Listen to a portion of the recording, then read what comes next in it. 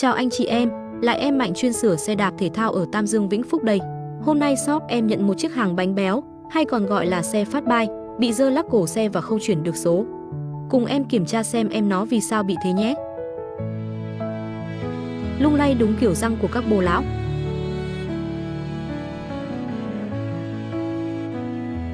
Nhìn cái dàn giảm sóc giả của xe đổ đèo phuộc 2 tầng mà thấy nể pháp sư Trung Hoa.